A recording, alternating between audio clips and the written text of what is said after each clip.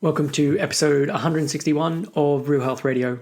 You can find the show notes and links talked about as part of this episode at www.7, so the word all spelled out, SEVEN health.com/161.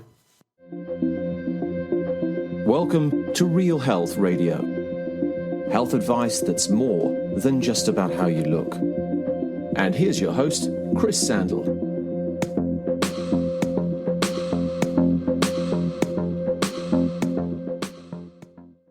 Hey everyone, welcome back to another episode of Real Health Radio. So last week I launched a new website, and while it initially seemed like things were fine, there was an issue with it syncing the podcast. So it meant that last week's episode of the podcast was massively delayed with going out. It only went out like a couple of days ago, and there's been a period where the whole podcast seemed to disappear. So the joys of technology and doing a new website. This mostly seems to be fixed. I think there's still some teething issues with descriptions on some of the episodes, which are now being dealt with. It means that the transcript that I mentioned previously that we're going to start happening with the new episodes, that hasn't happened at this stage because there's just other things that we were trying to fix, but these are coming. I should also mention the podcast is now also on Spotify. So this was actually set up, I think, a couple of weeks ago or a month ago, but I just never mentioned it. But if you use Spotify to listen to music, the podcast is now there.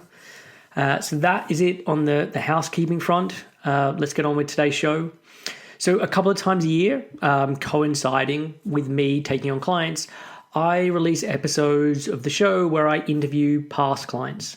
And I get lots of nice feedback about these episodes. It's nice to hear, or what I hear is it's nice to hear from real people that I've worked with, that it's great to be able to listen to what's possible in terms of making changes and seeing improvements.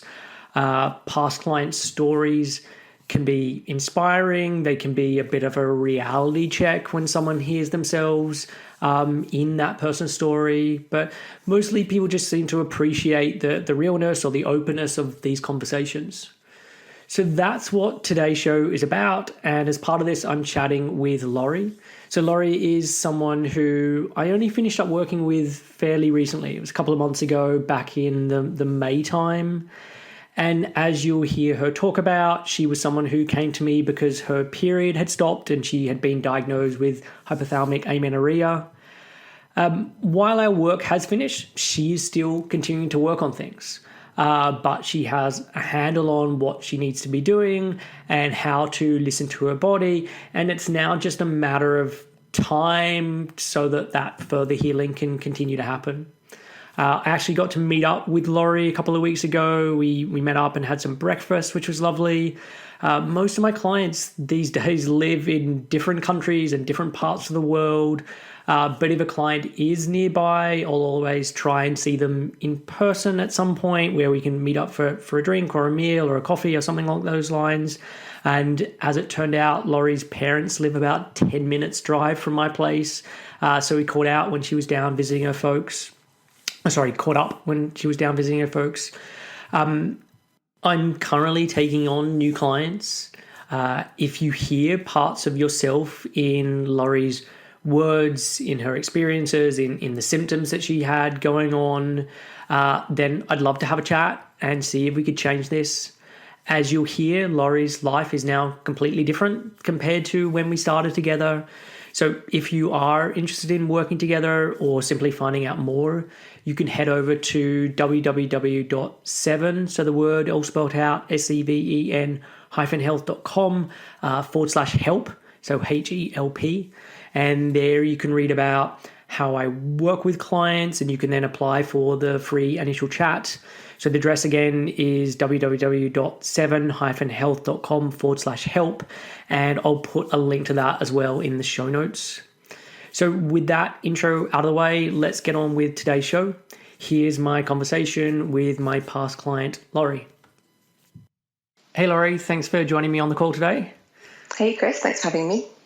So why don't you just start off by explaining a little bit about your background and why you first got in contact with me? Sure.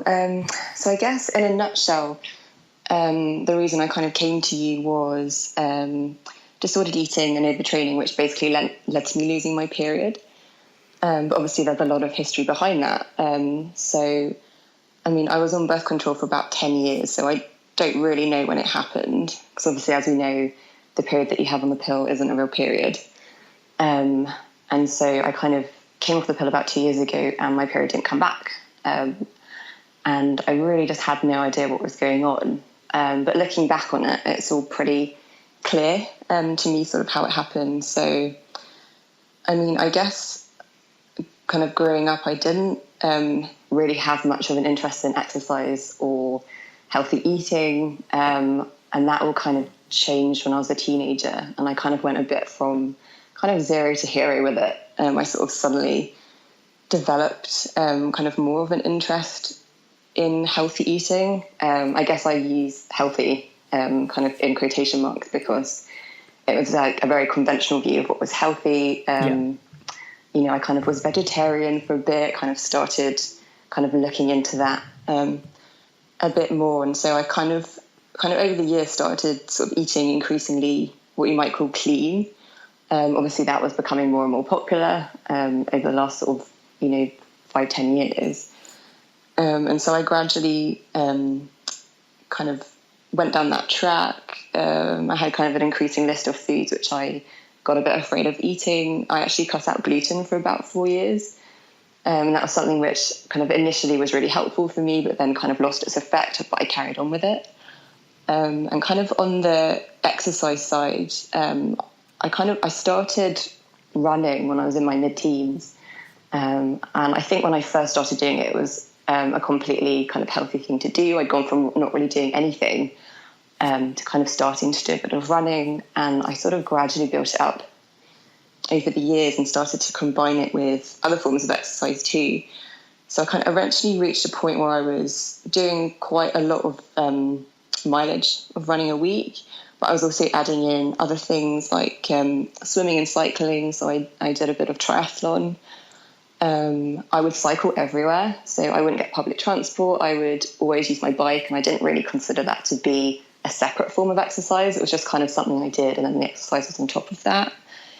I started doing yoga, which like in many ways has been really helpful for me in terms of helping me find balance. But I also kind of back then would do a lot of kind of quite intense sort of Bikram hot style yoga as well, which I don't think was particularly helpful looking back. And also studio classes too. So I had like a class membership, kind of a class pass style model, which obviously encourages you to do more and more and kind of make the most of it. So that was obviously something for me which wasn't very helpful at the time. And I think over that time, from my sort of mid-teens, I gradually lost weight.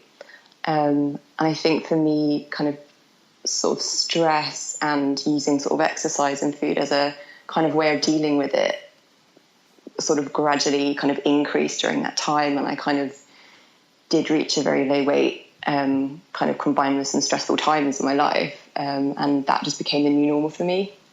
And that was just the baseline that I was working from.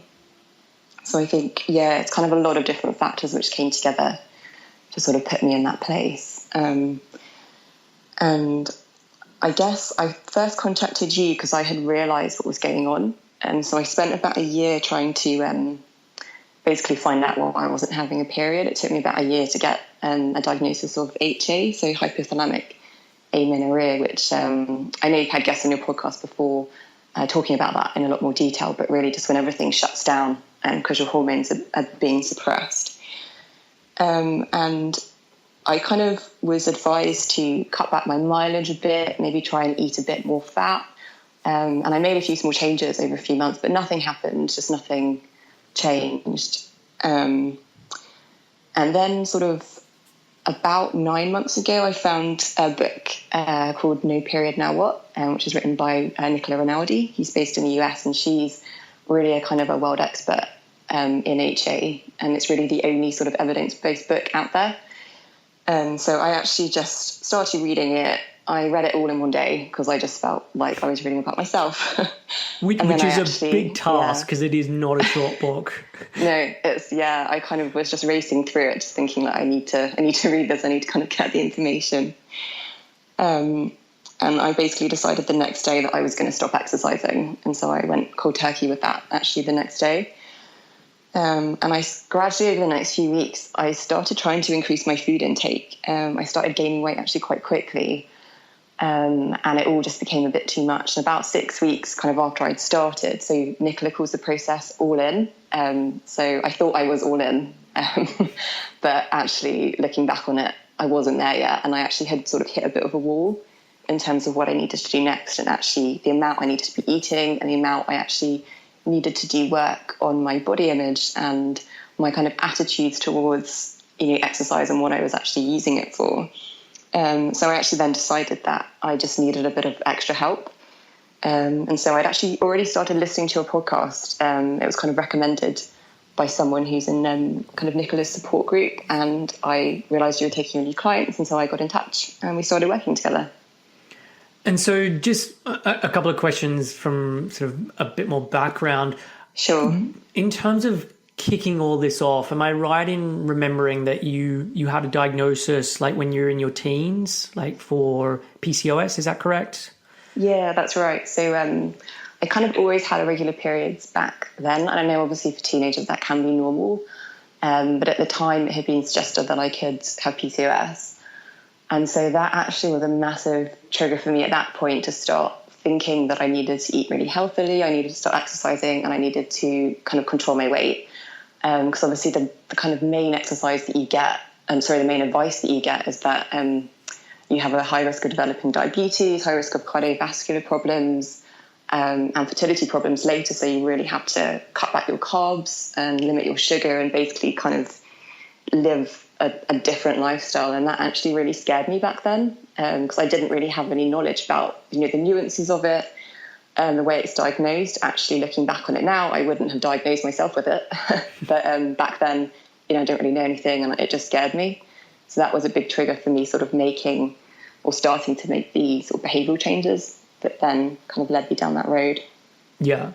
And then the other piece as well is like you have a medical background. So true. How was this taught or not taught, or what did you know through going through medical school about this stuff? So the answer is not much. And I mean, obviously there's like a massive amount of information you have to learn at medical school and, you have a limited amount of time to do it in. So it's kind of, in some ways, not surprising. But I think the parts about it which, looking back, kind of meant that I didn't have the right knowledge is it's a very I guess a weight-centric process. I don't know kind of in other countries, but I trained in the UK, trained as a doctor.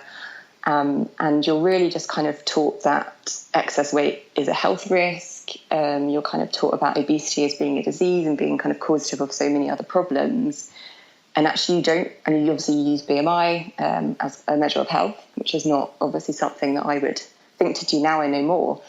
And you learn kind of more about the way that hormones work and the way that, the menstrual cycle works. You don't really learn much about kind of when it goes wrong outside the sort of, main brackets of things like PCOS or kind of areas like that. And so I kind of only really heard of missing periods as being for someone who has a very severe eating disorder or kind of, an extremely low weight or, in the context of a female athlete triad, it had to be someone who was training at like an Olympian athlete level. You don't really think it can just actually happen to anyone, sort of regardless of their baseline weight or regardless of how much they're doing or what they are or aren't eating. So I think I didn't really learn anything about the nuance of it. And I definitely, thought I was coming at kind of my lifestyle from a place of like a healthy choice rather than something that was going to damage me. And when you started seeing various doctors, I mean, you mentioned about people saying, okay, maybe pull down your mileage a little bit or maybe increase your fat a little bit. But was there anyone saying to you, I think this is in direct relation to how you're living your life and the way that you are sort of exercising and eating, apart from those little tweaks? No, not really. I mean, no one kind of asked kind of about actually, exactly how much I was doing or exactly what I was eating. They would kind of ask generally, what's your weekly mileage, but not really. I kind of also found it difficult to actually kind of discuss it honestly in a way, because I sort of knew by that point I was doing too much. I knew it wasn't really working for me, but it's quite difficult to sort of admit that you're wrong in a way. Yeah.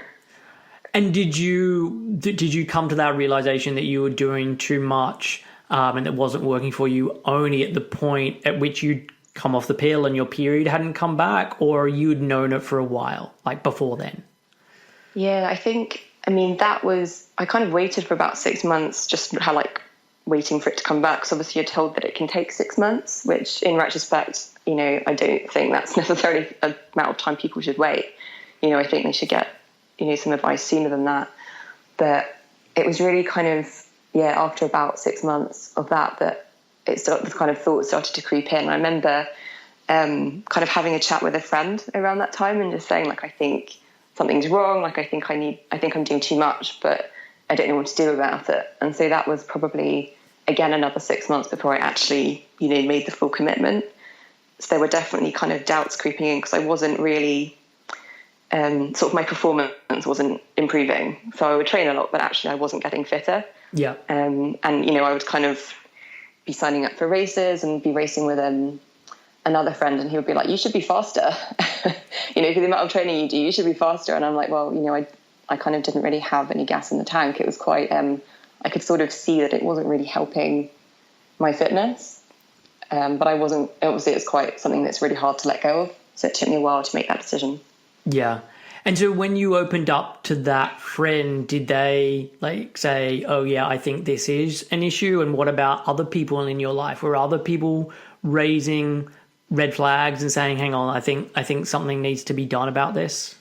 Yeah, it's quite interesting actually, because a lot of people have said, because obviously I kind of was quite open about starting recovery, and then I had amazing support from my friends and family, and a lot of people actually said, we were really worried about you for quite a long time, but didn't really, I either wasn't really listening or they didn't say, because obviously you have to respect people's choices.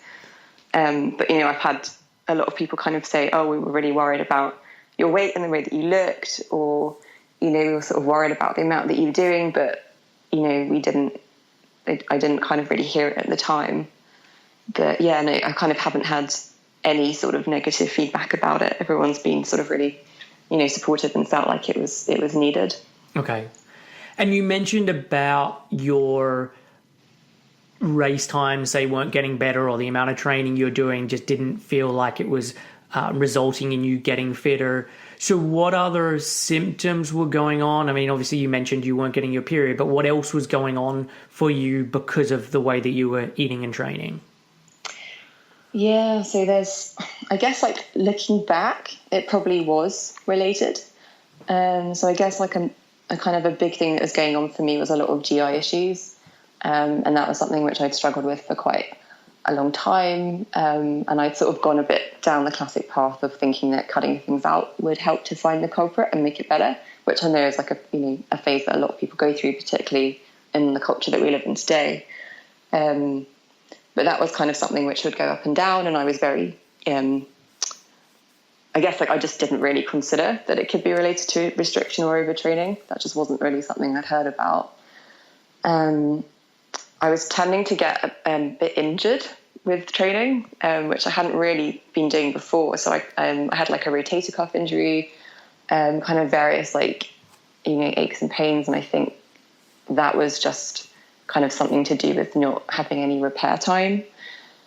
I kind of had problems with sleep as well. So I would tend to kind of wake up quite frequently during the night. I sort of had a period kind of in my early 20s where I'd wake up every night to eat because I was so hungry, which obviously looking back, that's not something that people do. Yeah. And I kind of was just feeling quite low in terms of, my level of resilience with general life. So, kind of stress, I think, would affect me more easily, and kind of things would be more difficult to deal with, just kind of on a general level, presumably because, I wasn't fueling myself and sort of everything would just kind of get to me a bit more. Yeah. if that makes sense. Yeah. So yeah, there's quite a lot of kind of quite obviously like a missing period is a very sort of concrete sign, but there's kind of a lot of general stuff which, like looking back now, I think was related. And so you mentioned about finding Nicola's book, you starting to eat more and cut out the exercise and then sort of bumping up against that wall, and then you got in contact with me. So was there hesitancy in getting in contact? Like how were you thinking about the potential process of working together? Yeah, so I guess I didn't really have any hesitancy at all. I was kind of already really committed to the idea that I had to recover. And I was also pretty scared of the health consequences. So I think around that time, I'd also had my bone density checked, and I'd actually lost quite a lot of bone density over the time when I hadn't been having a period. So that had really scared me. So I think I was already completely committed, and I just kind of needed a bit of support with actually kind of executing my plan, if that makes sense. Yeah. Because I guess kind of another thing to mention is I am a massive perfectionist. I won't surprise anyone who knows me. And I guess I kind of, brought that element into my recovery. So if I was going to recover, I wanted to do it right and actually kind of use that quality, which kind of got me into that mess to help me get out again. Yeah. And I guess as well, I hadn't really thought at all about the more kind of psychological elements of recovery. So things like body image, fear of weight gain, all of that. And I think I knew that I needed help with that. And so it really didn't, there weren't really any barriers to me seeking help by then. Okay.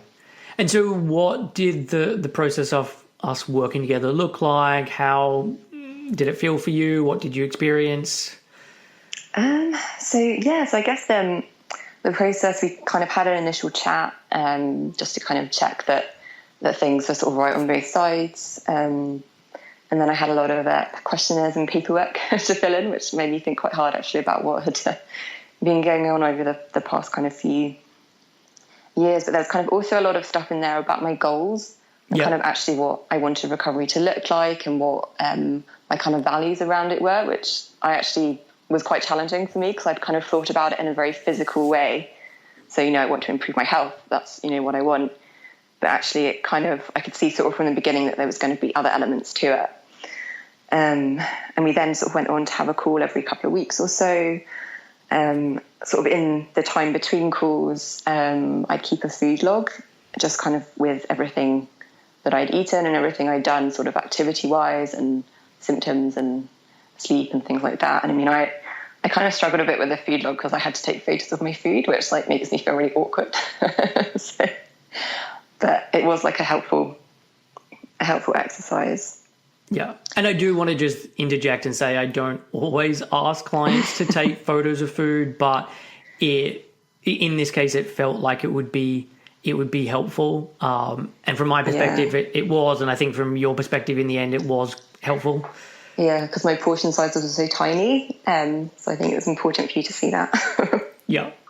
And sort of in between calls, you sort of send me writing exercises, which I really enjoyed doing, actually. And then we discussed them, and you also would kind of send me recommendations for books or articles or podcasts, which I would also enjoy looking at, and then we would chat about them too.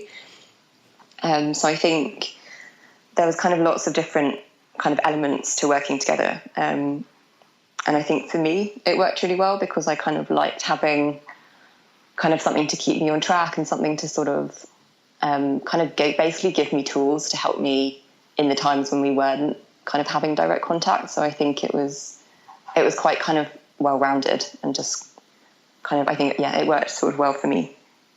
Yeah. Perfect. So talk about the improvements in your health that you've noticed since us working together.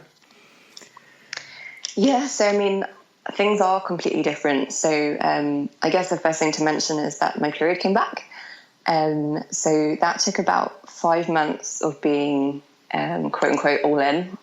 So that includes kind of the couple of months which I spent trying to do it myself, but not gaining a bit of weight, but not really getting anywhere. And then about 3 months of us working together. Yep. And so we really kind of, bumped up my food, like really expanded the range. So I think that was kind of the key to it. And so, that that kind of came back in February, which is obviously like a massive achievement for me. It's quite funny. I would say my sleep is generally better. I don't tend to wake up during the night feeling hungry or kind of, having that same kind of pattern.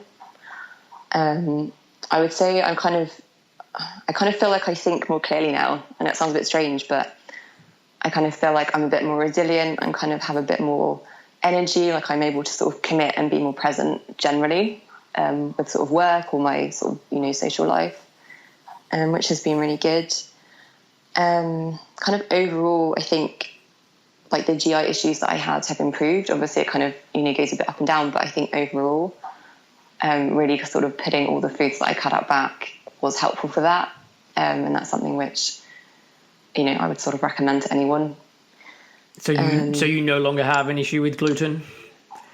No, like that was a really scary one for me to put back in. And I mean, I guess as well, I kind of heard it kind of talked about in sort of, I think your podcast, but kind of other places too, where you kind of have this cycle where you kind of initially make a dietary change and it feels like it's working really well, and it's amazing, and you kind of tell everyone about it, and then it kind of starts to wear off, or just kind of, it's just, kind of like the honeymoon phase, and then it kind of then starts to not really work anymore. But then it's actually too scary to put it back, because you're like, well, I've started this, maybe I'm just not doing it perfectly enough. Yeah. And maybe that's why it's wrong. So, I have no problem with that now, but that was definitely probably the scariest thing to put back. But yeah, now it's fine. And I think, it's obviously, a challenge to sort of work out what's going on with these things. But I think in general, restriction is a really big problem. Yeah. And most people tend to sort of address it with further restriction, which is obviously quite something that worries me now. Yeah. And in terms of just with your period, so you said that came back within 3 months, and then it's been consistent, or what's been happening with that since it first came back? Yeah, so my cycles have been quite long, but they have been sort of consistently long, if that makes sense. So I'm kind of just watching and just seeing what happens over time. And sort of, I guess, in terms of Nicola's recommendations, she recommends that you have 3 periods before you think about making any lifestyle changes at all. So putting back any exercise or kind of changing what you're eating. So that was actually quite hard to wait for and to sort of get to that point. So I sort of did do that, and then I kind of gradually started, I kind of added in a tiny bit of running, 10 minutes a week. An extra yoga class, so doing sort of 2 or 3 instead of 1. And so that was kind of something which you kind of do, and then you're meant to basically track your cycles and work out how any changes might be affecting them. So I actually found a few weeks ago, I didn't ovulate when I was meant to, so I had actually stepped up my running a little bit, so I basically stopped running for another week, and then it came. So I think it is very, early days, and I kind of hear the kind of similar stuff from other women too, that, they try to make changes too early and then things go a bit wrong and they have to kind of basically cut everything back to being all in. So I think it is sort of something that is a very sort of delicate balance. And, I'm never going to be able to go back to what I was doing before, but hopefully I'll be able to kind of gradually make a few changes and just feel, a bit more, normal and fit, and, just a normal level of activity would be really nice. Yeah. And I want to just echo sort of what you said there is, I think with time, you get to a place where you can be exercising more again. It is about rebuilding that baseline, and it's a lot more difficult to get a period back than it is to actually keep a period. And so I think once you have then built up that foundation and the body is continuing to be in a better place, then you can increase the exercise and it's not having a detrimental effect on the body. But being able to use that as a marker where you can pay attention and be like, oops, okay, I'm starting to do a bit too much again, I think is a really good thing and can help to keep things in check. Yeah, and it's also insane that it's something we don't learn about at all. So I had to wait till I was 30 to learn about how to track your menstrual cycle. It's something you just don't think is important or get taught. And so actually sort of, I think it is generally something that should be taught in schools, or, like girls should learn it, because it's just not something that we talk about, but it is really important. And so what about the body image side of things? So you made reference to the fact that was work you realized you were going to have to do. So yeah, how did you find working on that stuff? What has changed for you in that area? Yeah. So I guess I would say it's definitely a journey. Sort of the initial weight gain that I had happened really quickly. It was really scary. So like, within a matter of weeks, none of my clothes fit anymore. And kind of after that initial phase, I kind of felt like I would gain for a bit, and then I would plateau, and then we would bump up my food, and I would be scared that I would have to gain more, but then I would get used to it. It's kind of like a gradual process. And I think my weight kind of stabilized when I had my first recovery period. And I weighed myself then, and I actually don't weigh myself anymore, and I probably never will. I think that's been really helpful in terms of trying to sort of decouple your sense of value from your weight. I think that's kind of one of the keys to it. And I would say I kind of obviously still have some days where I don't feel great, but I would say in general these days are relatively few and far between. And I am just kind of, for the first few months, it felt like I was wearing a fat suit all the time, and it was kind of horrifying. But then I got used to it, and now it's just, this is my body now, and this is fine. And it's kind of just about continuing to do that work and just working out what kind of can be quite triggering. So, for example, I find for me, like going shopping and having to, buy a larger size than I'm used to, or, change in like a changing room and the lighting is horrible, like that for me always makes me feel bad. So I just try and avoid doing it. It's kind of, you work out what for you is going to be helpful. I sort of try to focus quite a lot on actually how my body was feeling rather than how it looked, and sort of replacing all my clothes was like a really big part of that, sort of making comfort a priority and not, trying to sort of fit into things, which was obviously never going to happen again. And really just kind of, just thinking about like what your body can do for you, how it feels, rather than kind of placing any value on how it looks. And I think sort of like learning to do a bit more self-care than I was doing, all of that kind of stuff is, I think, really, really helpful for that. So I would say, like, in general, I'm pretty neutral about it. I don't kind of often have a day where I'm like, I look amazing, this is the best thing ever, but it's kind of overall pretty neutral, and it's fine. But if someone had told me before I started recovery that I would need to gain X amount of weight, that would have been a barrier, and I wouldn't have been able to do it. It's just kind of getting used to it as a journey, and then it is fine. And in terms of body image now versus before, would you have described yourself as having good body image or being comfortable in your own body or skin before you started this journey? I would say it wasn't something I ever thought about, which is kind of weird, because obviously, I was kind of quite used to keeping my weight low, but not in a way of like, oh, I have to look a certain way. It was more just kind of, that was the way that I looked, and any weight gain would feel uncomfortable just because my clothes were so tiny, and that was just the way I was used to looking. I've kind of never really used like Instagram or kind of social media like that, so I never really had that kind of imagery coming in to my head. It was more just kind of, that was how I looked, and I felt like relatively confident because I didn't have any fat, so I could wear a bikini and it was fine.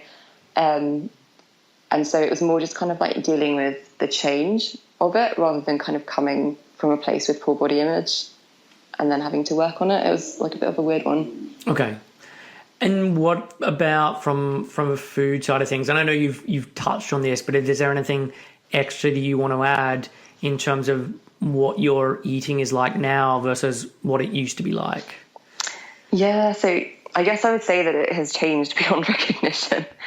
I guess it's almost like probably a more obvious change than the exercise, because the exercise is kind of a lack of something, whereas with the food, it's just changed so much. So, I mean, I would say before I developed some pretty orthorexic patterns. I had quite a limited range of foods that I felt comfortable eating, and I was also just like really underfueling for what I was expecting my body to do. So I guess kind of the main thing I've realized is that I actually need like a really big amount of food. Quite often it's more than like people around me. So that's something that's been quite kind of interesting to get used to.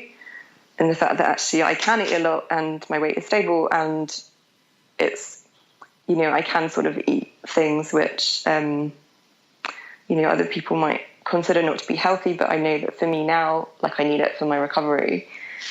And I guess it's kind of the feeling that all foods are available. Like I kind of don't have to have permission to eat. Obviously, you know, you sort of have days when the old sort of thoughts come back and it's a bit more difficult. But I would say, like, in general, it's just kind of like feeling like you're a normal eater and you can just go out and just order things. And kind of, it's just kind of like feeling like you don't have to make a fuss about food anymore. You can just eat what's available. Even if you feel uncomfortable, you can just pretend it's fine and just go and do it, which I've actually quite enjoyed. Yeah. And I guess as well, like another sort of big part of it was kind of thinking about hunger cues and kind of how my own cues were, because I pretty much lost them, and sort of how to sort of get those back. And also thinking about kind of outward things that would affect my hunger cue. So like for me personally, if I get stressed, I just lose all my appetite, which is obviously not a good thing. And it's something which you need to kind of tap into like other sort of non-stomach related hunger cues to be able to think, oh, I am actually feeling a bit more anxious. I need to eat some food. That's probably what's going on. And so I think it has completely changed beyond recognition. There's obviously still kind of work to do, but in general, I would say things are just on a much, much better track than they were. Yeah. And there was an email that you sent and you put in, I don't know, it was a throwaway line, but you'd said that you've got wedding invites for this year, and it was nice to be able to put down like no food issues or whatever the question is on wedding, like, do you have any allergies or, so that was nice. Yeah, like it sounds so basic, but I think just to kind of feel like, because I actually used to feel quite embarrassed about, you know, being like, oh, but will there be gluten-free? Like, you know, is there anything I can eat? You know, can I eat because, you know, I've had this already today? Like I used to feel embarrassed. I didn't kind of feel like it was something which I wanted people to really know about or judge me for. It was just kind of something that was happening for me internally, and everyone was really understanding, but I did just used to hate it. So to be able to just be like, no, I can have whatever is really nice now. Yeah. So, and I guess, I'm sorry. No, go on. I was going to say, like, one of the things that was really helpful for me, and maybe it's because, you know, I'm a bit of a sciencey geek, but it was really just learning about kind of the background to food demonization and how it's happened and how we've kind of got where we are in our culture.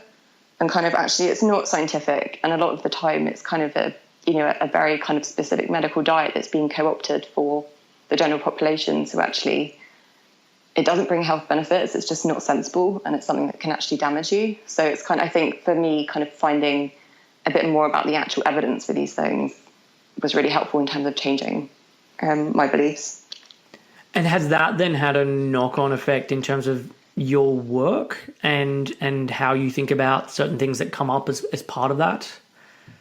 Yeah, definitely. So, I mean, I guess kind of for me, a big part of recovery was trying to sort of immerse myself in a more sort of weight neutral thing, and, you know, health at every size, which I'd never ever heard of before, and just sort of learning a bit more about different ways of viewing things. And I think, it has kind of really affected the way I view things generally, and kind of the way that things are structured in society, and just I think it's made me a lot less judgmental as well in terms of, you know, kind of people's own health and their size and all of that kind of thing. I think it's been quite a good journey from that perspective too. Okay. And so is there anything else you want to mention just that has shifted in your life? Like anything we haven't touched on? I guess kind of overall, I'd like to think that I'm just a nicer person to be around now, that I don't kind of have all of these sort of self-imposed restrictions. So, you know, I kind of would find it difficult to commit fully to social events because I would be up and training, you know, the next morning, or, I'd be really hungry all the time. And now I find it super annoying if someone else is hungry. So I'm like, I was like that all the time. So apologies to everyone. So I guess, yeah, I do feel like I am in general a bit more kind of present and able to commit to things and sort of, just connect generally with what's going on, rather than kind of constantly thinking about like, oh, when am I planning to train, or, how am I going to manage to, make all my Tupperwares of food to carry around with me all day, kind of stuff like that. Takes up a lot of time and space in your head, and when it's gone, it's there, there's space for other things instead. Nice. And I guess it's kind of like allowed me to start thinking about, the next stage of my life, or like what I want to do now, that I'm not kind of having to just focus completely on either before, maintaining my restrictions, or now recovering, which was actually has taken up basically the past year for me, and taken up a lot of sort of time and headspace there. So it's really just kind of, being able to kind of, think about what I want to do next, instead of just sort of trying to undo the damage that I've done. So it's sort of a nice position to be in. Yeah. And in terms of coping skills, is that something that's changed over this as well? Oh, massively. So I kind of worked out, because obviously, doesn't take a genius, but I was using exercise and restriction as a way to kind of to cope with stress. Because obviously I've kind of had stressful jobs in the past, that kind of thing. And when kind of there's nothing else that you can control, it's very easy to kind of look at what's around you and your food and exercise as being kind of something which you can control, or also kind of using the endorphin hit that you get from exercise as being like a way to kind of relieve stress. So I think a lot of the time I was like, I need to do this because it's relieving my stress. But actually, I kind of now think of it as your body can only really take a certain level of stress, and actually exercise is a form of stress. Like, your body doesn't know, that you're doing it to help it.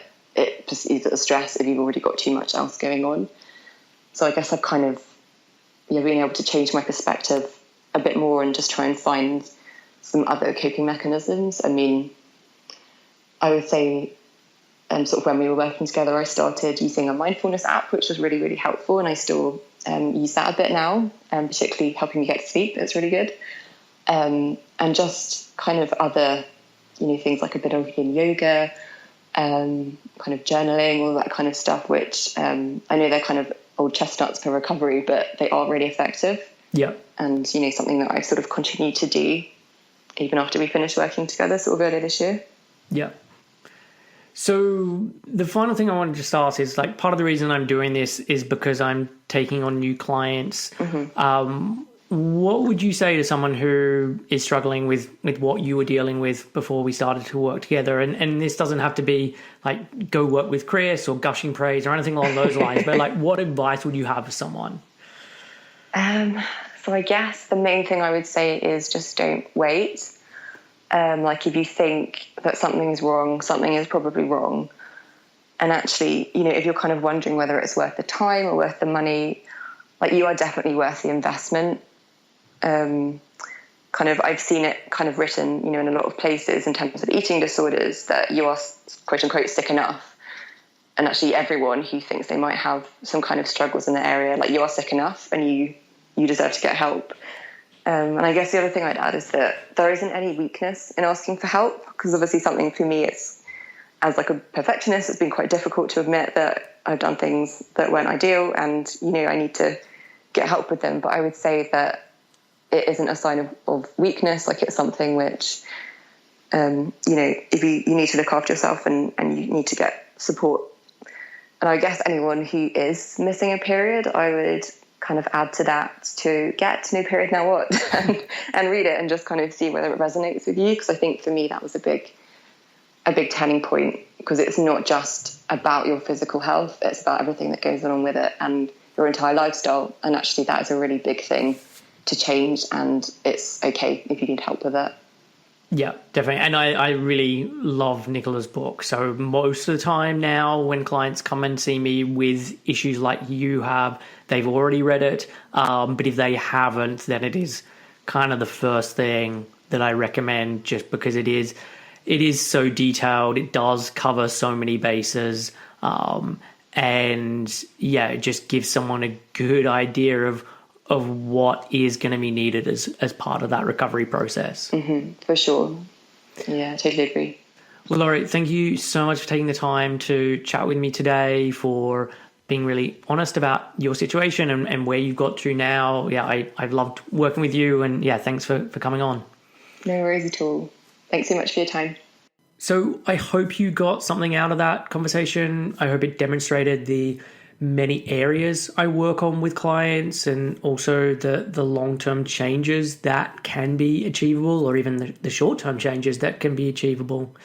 As I mentioned at the top of the show, I'm now taking on clients. If you're interested in working together or just finding out more about that process, you can head over to www.7-health.com/help. And that's it for this week's show. I'll be back next week with a new episode. Enjoy your week, and I will catch you then. Thanks for listening to Real Health Radio. If you are interested in more details, you can find them at the 7 Health website. That's www.7-health.com.